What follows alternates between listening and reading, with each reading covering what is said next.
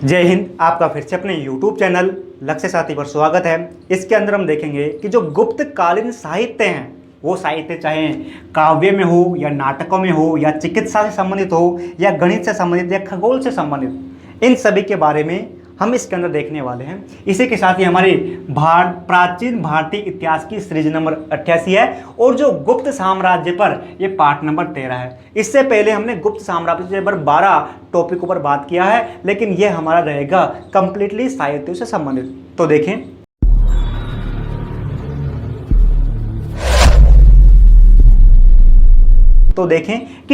कि जो गुप्त कालीन साहित्य है, यानी कि जो गुप्त काल है, जो गुप्त टाइम पीरियड है, इस गुप्त काल में भारत के अंदर सबसे अधिक साहित्यों का विकास हुआ। इसी के साथ कलाओं का विकास भी हुआ था। इस कारण जो गुप्त काल है, गुप्त काल को, गुप्त युग को भारतीय इतिहास का स्वर्ण युग कहा जाता है, क्योंकि भाई इस समय साहित्यों का विकास हुआ, साथ ही कलाओं का विकास भी हुआ था। इसलिए जो गुप्त काल है, जो गुप्त युग है, इसको भारत का सबसे अच्छा या कहें कि स्वर्ण युग कहा जाता है। अब जो एक गुप्त काल है, इस गुप्त काल की जो साहित्य हैं, यानी कि जो इन गुप्त काल के अंदर जो साहित्य लिखे गए जैसे कि नाटक, काव्य वगैरह, तो इनके अंदर इनकी प्रमुख विशेषताएं क्या हैं? इनकी प्रमुख विशेषता यह है कि जो ये साहित्य लिखे गए, ये साहित्य प्रेम प्रधान है, यानी कि इन साहित्यों के अंदर सबसे अधिक प्रेम की बातें की गई है, या कहें कि प्रेम संबंधित कहानियां इन साहित्यों के अंदर हमको देखने को मिलती है। यानी कि अधिकतर जो कहानियां हैं वो प्रेम आधारित है, प्रेम आधारित है ना। इसी के साथ जो ये साहित्य हैं, या कहेंगे जो ये कहानियां हैं, जो कहानियां हैं, इन कहानियों के अंत में एक सुखद रस है, एक सुखद रस है। यानी कि जिस प्रकार भारतीय फिल्म इंडस्ट्री है, यानी कि फिल्म होती है, फिल्म के अंदर आरंभ में जो कि जो कि वो क्या है, हीरो हीरोइन अलग अलग रहते हैं, अनजान होते हैं, बाद में वो मिलते हैं, फिर उनके अंदर विग्रह होता है, यानी कि जो कि हीरो और हीरोइन एक दूसरे अलग हो जाते हैं। लेकिन अंतिम समय जब मूवी खत्म होने वाली होती है, तो वो हीरो और हीरोइन, यानी कि प्रेम और प्रेमिका, ये दोनों मिल जाते हैं। मिलने के बाद में मूवी खत्म हो जाती है। कहने का मतलब है इन कहानियों के अंदर भी जो इस समय जो रचनाएं हुई, इनके अंदर जो अंतिम समय होता है, कहानी समाप्त होने का समय होता है, तो उसके अंदर प्रेम प्रेमिका का मिलन हो जाता है, मिलन हो जाता है। ये इस इनकी जो नाटक है, या कहेंगे साहित्य जो कहानियां हैं, इनकी प्रमुख विशेषता है। तो अब देखें हम कि गुप्त कालीन जो साहित्य हैं, इन साहित्य को हम प्रमुख रूप से 5 प्रकारों से बांटे जा सकते हैं। कि जो गुप्तकालीन साहित्य हैं, इन गुप्तकालीन साहित्य को हम मुख्य रूप से 5 प्रकार से बांट सकते हैं। जैसे कि काव्य साहित्य, जना इसके अंदर काव्य संबंधित बात की गई है, नाटक साहित्य जिनके अंदर नाटकों से संबंधित बात की गई है, चिकित्सा साहित्य यानी कि चिकित्सा से संबंधित साहित्य, चिकित्सा से संबंधित साहित्य। इसी के साथ जो गणित साहित्य, यानी कि इस समय चिकित्सा और गणित के अंदर बहुत ही अधिक विकास हुआ था। इसी के अलावा जो गणित के साहित्य देखेंगे, साथ ही जो खगोल है, यानी कि अंतरिक्ष या के ग्रहों से संबंधित है ना, वो साहित्य। इसके अंदर सबसे पहले देखें कि काव्य साहित्य। काव्य साहित्य, अब जो काव्य साहित्य है ना, काव्य साहित्य के अंदर जो प्रमुख कवि है, यानी कि काव्य लिखने वाला गुप्तों के अंदर जो प्रमुख है, वो कालिदास है।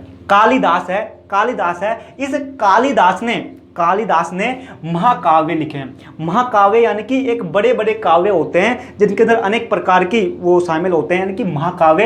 इसी के साथ खंड काव्य, कालिदास ने खंड काव्य भी लिखे हैं और महाकाव्य भी लिखे हैं। जो ये खंड काव्य होते हैं, ये खंड काव्य महाकाव्य का एक भाग होता है जिसको अलग रूप से लिखा जाता है। कहने का मतलब है ये खंड काव्य, इस यानी महाकाव्य में खंड काव्य भी शामिल है, लेकिन अब इस खंड काव्य को एक अलग रचना के रूप में बना दिया गया। तो कालिदास ने महाकाव्य और खंड काव्य दोनों ही की रचना की है। जैसे कि महाकाव्य की बात करें तो कालिदास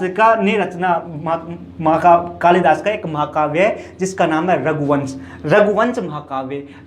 महाकाव्य कालिदास का है। अरे रघुवंश महाकाव्य में कालिदास ने जो भगवान राम है या कहेंगे जो भगवान राम है, इस भगवान राम के 40 वंशों की कहानी, लगभग 40 वंशों की कहानी हमको जो कालिदास के रघुवंश महाकाव्य में देखने को मिलती है। इसी के साथ कालिदास का दूसरा जो महाकाव्य है वह कुमार संभव। कालिदास का दूसरा महाकाव्य कुमार संभवम है। अब इस कुमार संभवम में जो शिव का पुत्र कार्तिकेय है, इस शिव के पुत्र कार्तिकेय की कहानी कुमार संभवों में हमको देखने को मिलती है। इसी के साथ कालिदास ने खंड काव्य की रचना की, है ना। अब एक खंड काव्य के अंदर प्रमुख रचनाएं कालिदास की है, एक तो मेघदूत है, मेघदूत है। अब इस मेघदूत के अंदर एक प्रेमी होता है और एक प्रेमिका होती है, यानी कि हीरो और हीरोइन होते हैं, प्रेमिक और प्रेमिका। अब इस मेघदूत के अंदर इस प्रेम और प्रेमिका के अंदर एक विग्रह हो जाता है, यानी कि एक कहें कि दर्दनाक रूप से इस प्रेमिका और प्रेमक, है ना, यानी कि हीरो और हीरोइन के मध्य जो कि विग्रह हो जाता है। विग्रह यानी कि दूर दूर चला जाता है, जिनके कारण बहुत दुख इस कहानी में प्रतीत होता है। तो ये इस प्रेम और प्रेमिका के विग्रह संबंधी दर्शाया गया है मेघदूत में। इसी के साथ काव्य खंड का कालिदास का दूसरा खंड काव्य है ऋतु संहार। इस ऋतु संहार में 6 ऋतुओं का उल्लेख है। ऋतु संहार में 6 ऋतुओं का उल्लेख है और इस ऋतु संहार को कालिदास की पहली रचना मानी जाती है। जो ये ऋतु संहार है, इस ऋतु संहार को कालिदास की पहली रचना मानी जाती है। इसी के साथ काव्यों में जो कि काव्य में दूसरा लेखक है प्रमुख, वो है भारवी।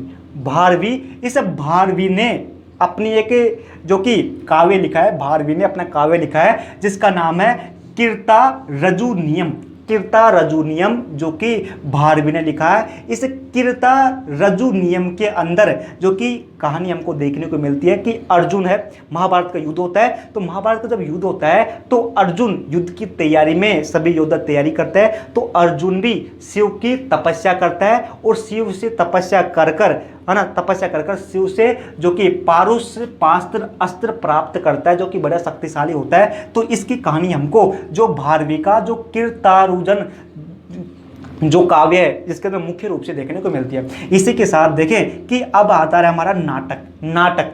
इस समय जो कि नाटकों की रचना बहुत हुई, तो नाटक साहित्य हैं, इनके अंदर देखें कि एक है विशाख दत्त ने अपना एक नाटक लिखा है जिसका नाम मुद्रा राक्षस। विशाख दत्त ने मुद्रा राक्षस नाटक साहित्य लिखा है ना। इसी के साथ कालिदास ने भी अनेक नाटक साहित्य लिखे हैं, जैसे कि कालिदास का नाटक साहित्य जैसे कि मालविकाग्निमित्रम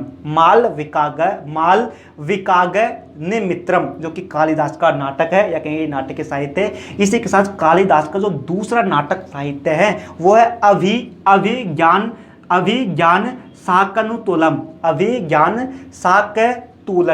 है ना, जो कि इस कालिदास की नाटक है। कालिदास का जो तीसरा नाटक वह है विक्रमोर्वशीयम जो कि कालिदास का नाटक है। इसके बाद में एक भास भी होता है। भास ने जो कि एक नाटक साहित्य की रचना की है जिसका नाम है सपन वासवदत्ता जो कि भास का नाटक है। अब जो ये नाटक लिखी गई है ना, ये नाटक मुख्य रूप से उस जो गुप्त काल की सामाजिक स्थिति को दर्शाते हैं, यानी कि हाँ नाटक के रूप में लिखी गई है, लेकिन नाटकों के अंदर ही कहीं ना कहीं हमें वहाँ की सामाजिक स्थिति देखने को मिलती है। इसी के साथ ही कुछ हद तक जो कि धार्मिक भी हमको प्रतीत होते थे। इसी के साथ कि जो एक और जो कि लेखक है जिसने नाटक लिखा है वह है परवर सेन ने जो कि एक सेतुबंध नाटक साहित्य लिखा है। इस नाटक साहित्य सेतुबंध नाटक साहित्य परवर सेन ने लिखा है। और भवभूति इस भवभूति ने जो नाटक लिखा है, भवभूति ने मुख्य 3 नाटक लिखे हैं, जैसे कि मालती माधव नाटक साहित्य लिखा है। इसी के साथ उत्तर मारचित्र नाटक साहित्य लिखा है। इस भारभूति ने जो कि एक को लिखा है महावीर रचित्र। ये क्या है कि प्रमुख है, हमको बार बार एग्जाम में देखने को मिलता है, क्योंकि इनसे हमको गुप्तकालीन जो कि समाज की बहुत अधिक जानकारी देखने को मिलती है। इसी की जो प्रमुख हमारे जो विषय आते हैं वो चिकित्सा और गणित और साथ ही खगोलीय। अब चिकित्सा के संबंध में देखें तो चिकित्सा के संबंध में एक चिकित्सा शास्त्री हुआ है जिसका नाम है धन्वंतरी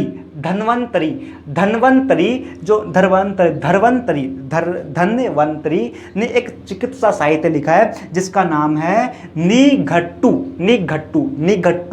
चिकित्सा साहित्य धन्वंतरी ने लिखा है। इसी के साथ नागा अर्जुन, जो कि इस समय का प्रमुख, नागा अर्जुन इस समय का प्रमुख चिकित्सक होता है। इस नागा अर्जुन ने इस समय यानी कि गुप्तों के समय रस विज्ञान की खोज की थी। रस विज्ञान की खोज करने वाला नागा अर्जुन है। इस कारण नागा अर्जुन को रसायन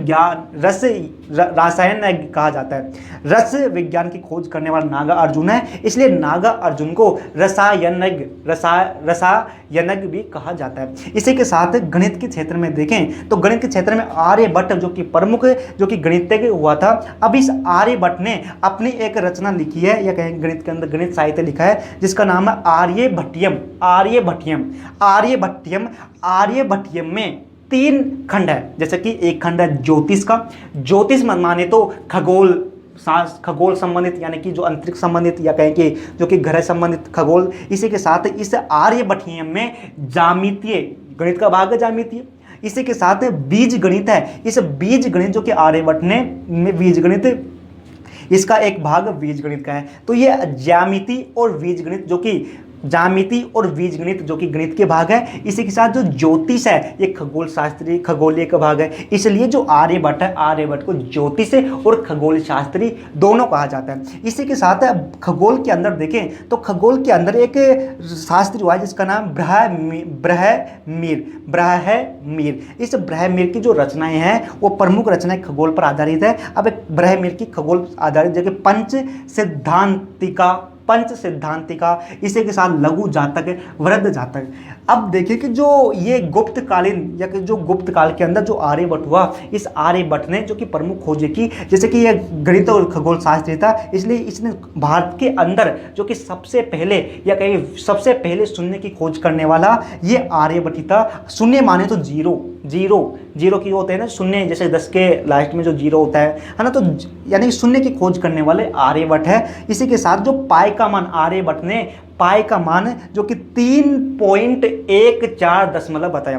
पाई का मान 3.14 दशमलव बताया। इसी के साथ इस आर्यभट्ट ने बताया कि पृथ्वी अपने अक्ष पर घूमती है। अक्ष यानी क्या होता है कि पृथ्वी है, पृथ्वी 2 प्रकार के चक्कर लगाती है। पृथ्वी 2 प्रकार से घूमती है कि ये सूर्य है और ये पृथ्वी है।